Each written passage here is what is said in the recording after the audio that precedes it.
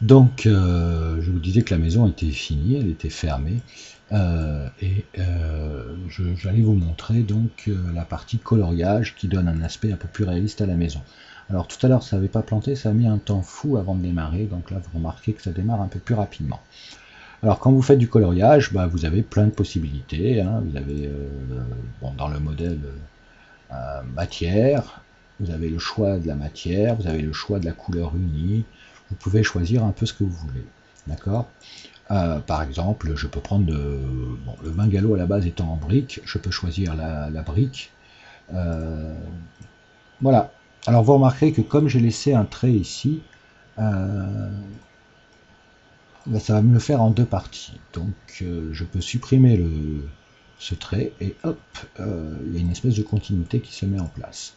Donc ça, c'est les murs. Alors c'est pas ce qu'il y a de plus joli, hein. La plupart du temps, les murs, bien qu'ils soient en briques, par exemple dans notre bungalow, ou en parpaing, sont coloriés. Ils peuvent être en stuc blanc, par exemple.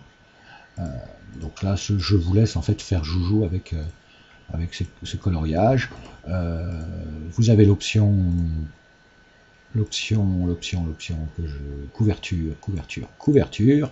La couverture, je vous rappelle, ce sont les tuiles, les ardoises ou les imitations.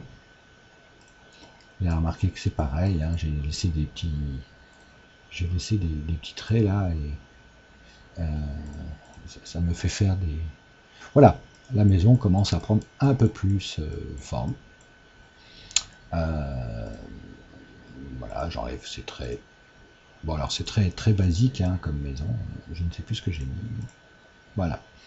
Et puis, j'ai oublié de colorier avec la brique et revêtement le reste de la maison.